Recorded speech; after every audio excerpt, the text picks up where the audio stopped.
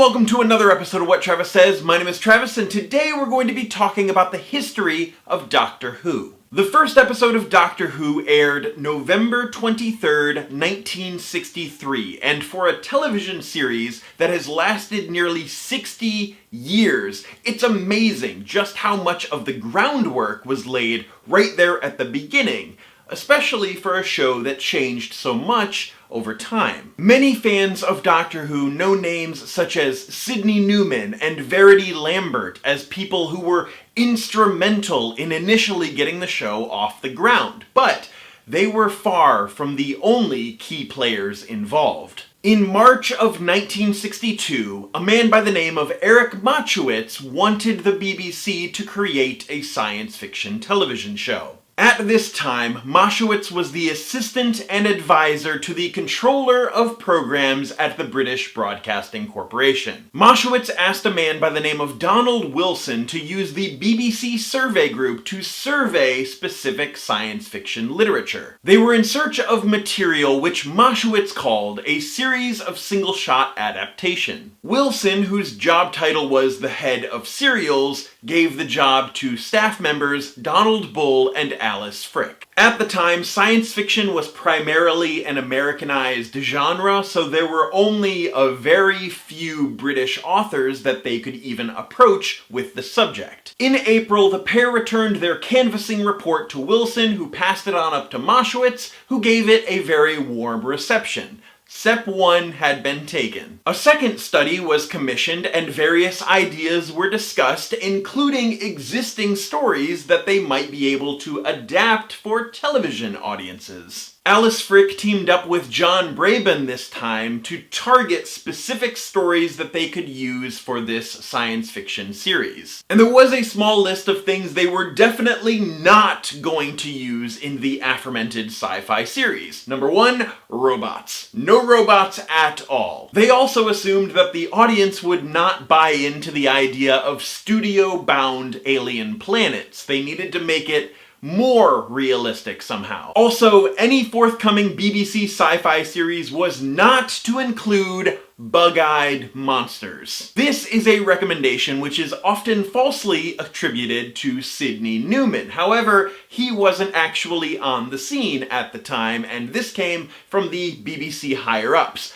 No bug-eyed monsters at all. The team knew that characterization was an important goal, and scientific plausibility needed to exist throughout the series. They decided that time travel would be a great facet to explore, citing the novels Guardians of Time and 3 to Conquer as a basis for the idea of the series. On December 12th, Sidney Newman began his tenure as the head of drama for the British Broadcasting Corporation. He had actually accepted the position a year prior, but was unable to start as he was still under contract with ABC Television. Immediately, Newman honed in on a gap that he saw in the Saturday early evening lineup. He resolved to fill that time slot with something that would play to his own tastes, but also not alienate children viewers. After reading the study by Frick and Braben and being a huge sci-fi fan himself, Newman was very pleased in the direction that they were already heading. Newman had writer C.E. Weber write a memo to Wilson outlining a potential sci-fi series called The Troubleshooters. And although the name of the show was changed, many of these ideas would evolve into the Doctor Who which was seen on television screens. The handsome young man hero, the handsome well-dressed heroine aged about 30, and an older gentleman with a character twist, which all had to be suitable for a 5 o'clock Saturday audience. A handwritten note on the memo by Newman read, "Need a kid to get in trouble, make mistakes." The initial thought was to have a laboratory set with the scientists being the protagonists, with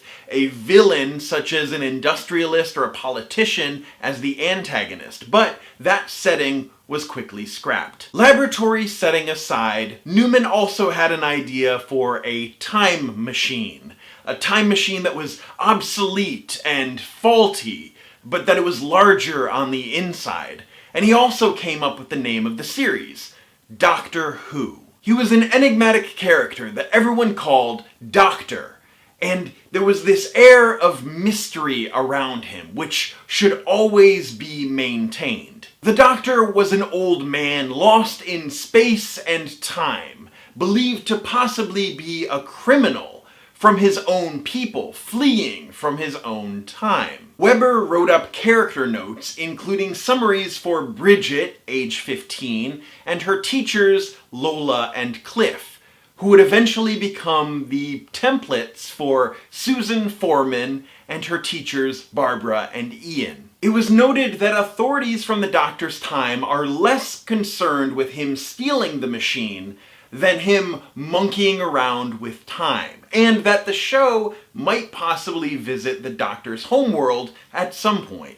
The show had two main goals. One, it needed to attract and maintain an audience. Very important for any show. And two, the show must be adaptable to any sci-fi story so they wouldn't have to turn stories away that fail to fit into the Doctor Who setup. It was around this time that Sidney Newman brought in production assistant Verity Lambert, with whom he had worked at ABC. Taking the role as producer on the show, Lambert's work on Doctor Who was one of the first times that a woman had ever had such a role in television. Writer Anthony Coburn gave the machine its characteristic police box design, specifically because of where we first see the machine, in a junkyard. And a subsequent decision was made that it would stay a police box instead of changing week to week as originally planned. After Coburn submitted his first draft for the pilot episode, he and script editor David Whittaker needed to agree on certain changes. This included the time machine originally being called the Change and Dimensional Electronic Selector and Extender, which is a bit of a mouthful. That the Doctor and Suzanne escaped their homeworld after it was overrun by Paladin hordes, and that the Doctor is a lord of the House of Duclair, and that Suzanne is the rightful heir to the throne of their enslaved world.